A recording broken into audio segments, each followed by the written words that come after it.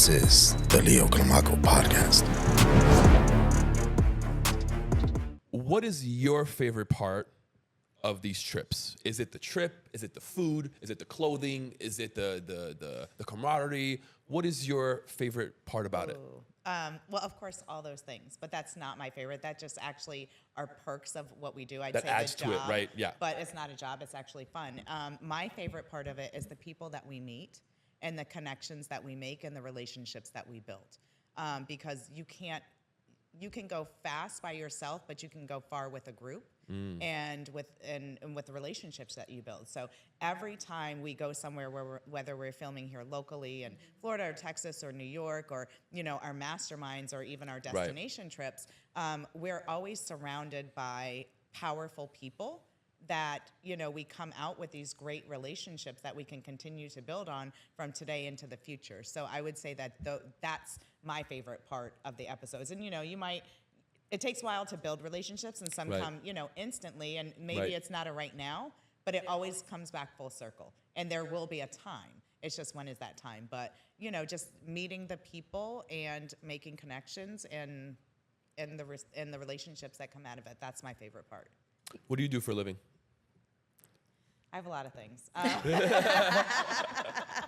Well, now I'm a diva. I'm also very invested in the company. So that has been my latest project. I am also in real estate, commercial and residential. I have 2 real estate companies that I have. And then I also have a wholesale company, and I'm getting ready to kind of just reorganize some things and go into some bigger partnerships on different things. So look forward to talking about that a little bit later. Very cool. What do you do for a living? I consult real estate on and off the market, and I implement financial strategies. I have a GPS system where I really want to help my clients really grow, protect, and save their money and plan for the future. That is where my heart is at. Obviously losing a daughter at 23 years old, really never really planned for the future because I was room mom, team mom, cheer mom, and all these other things. I never thought about these things until I had something really traumatically happen to me in my life. And then I realized how important it was to understand how planning for the future, the basic things, the wills. Right. So I ended up actually meeting somebody within going to a networking event, and I had no clue that I was getting into the space, but I ended up stepping into the financial space. And then I learned to start having conversations with people, asking the right questions and how to implement that because of my daughter, Bella, So that's the space that I'm in, besides helping, empower other women, men, family, moms that have lost, a daughter or a son.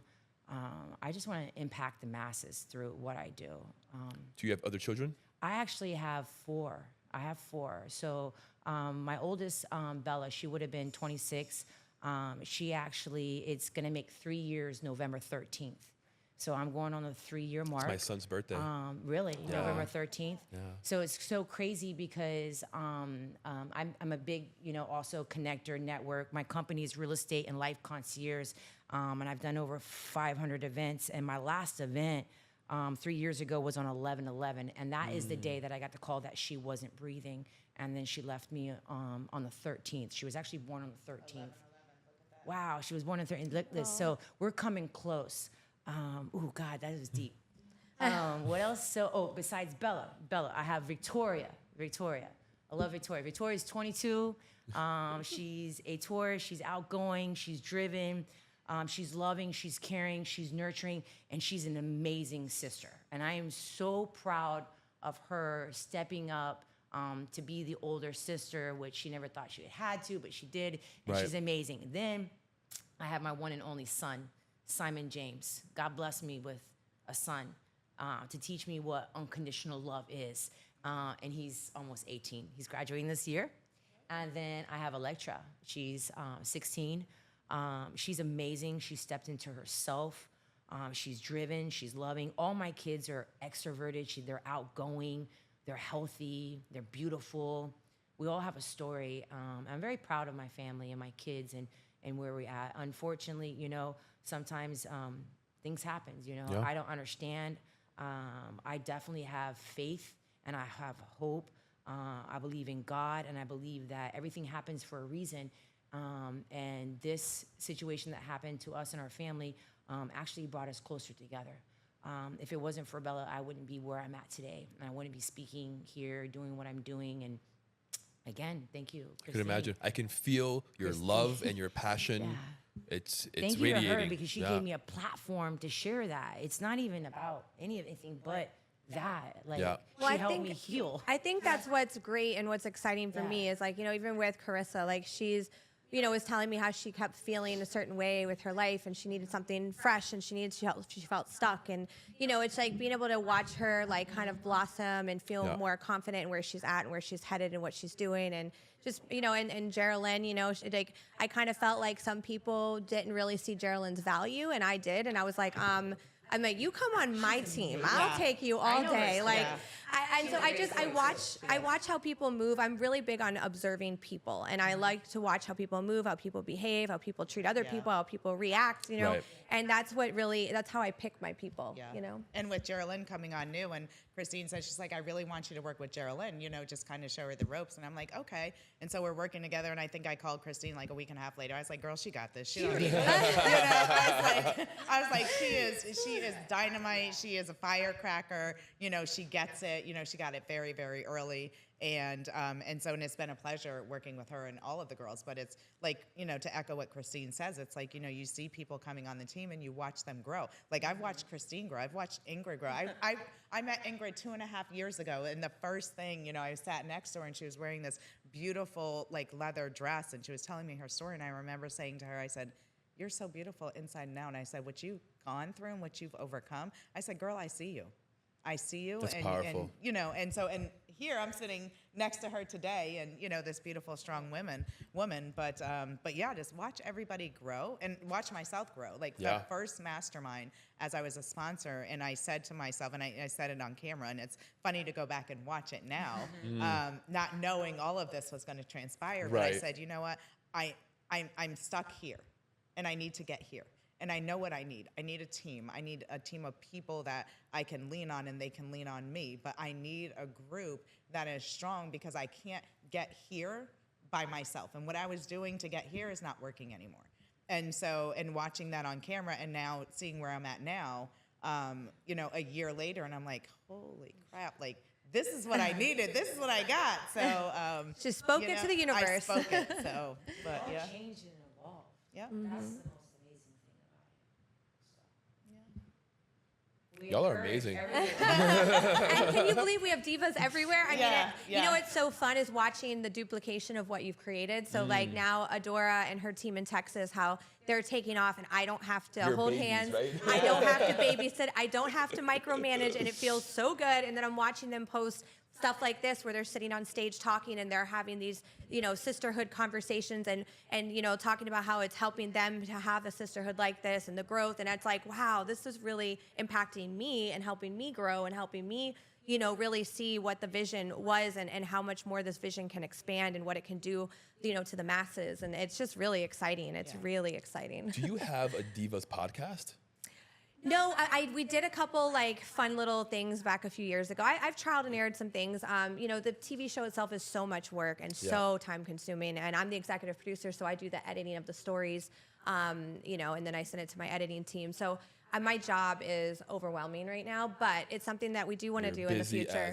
Yeah, it's definitely something we want to do in the future. We have so many crazy things happening right now. We're about to do a huge sweepstakes. We've got like 15 projects. So in the future, probably next year, I'd be open to doing one. And then we're also in our friends and family raise, our capital raise right now. So, you know, we're working through that. And, you know, people who want to invest and they want to be a part of this, you know, we're certainly working through that as well. And then some other big things. So we got all the things going on. So I'll put that shameless plug out there.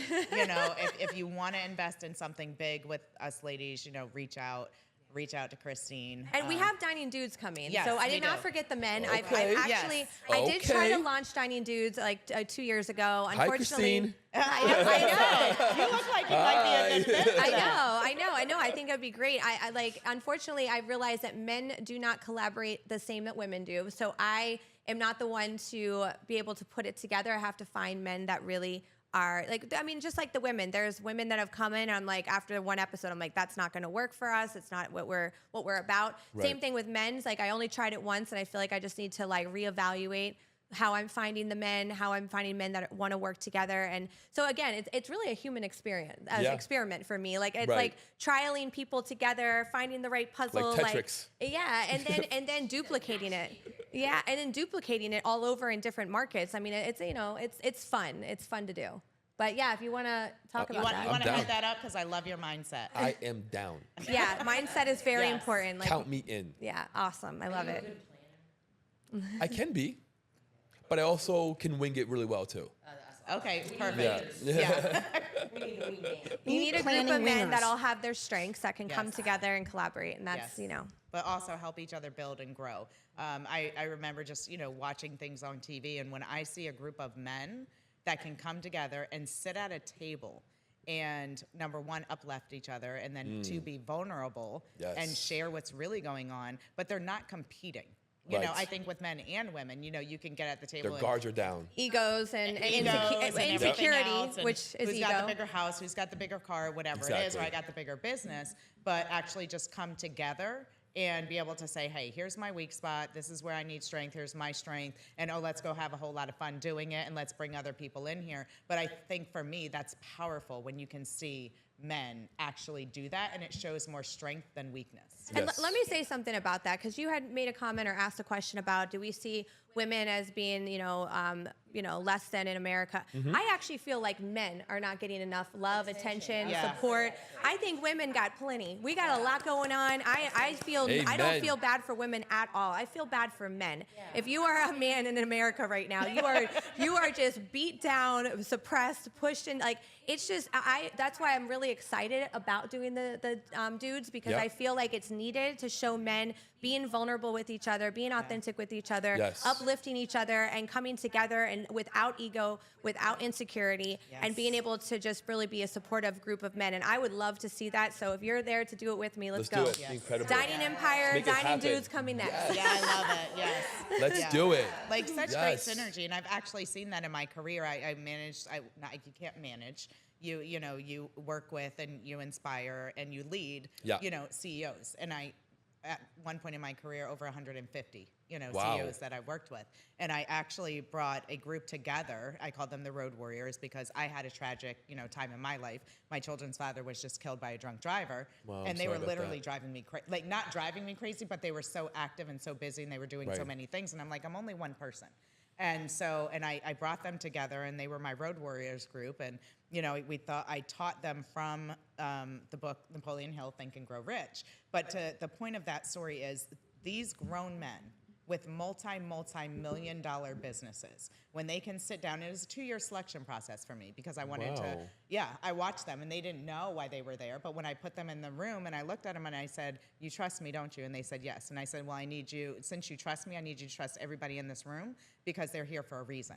And basically what they had to do was go around and say who they were, what their strengths are, and what their weaknesses, and what they needed help with the most. Wow. And, oh, by the way, you're opening up your businesses. We're all going to your business. And oh, by the way, you're opening up your books and your financials. You made a massive think tank.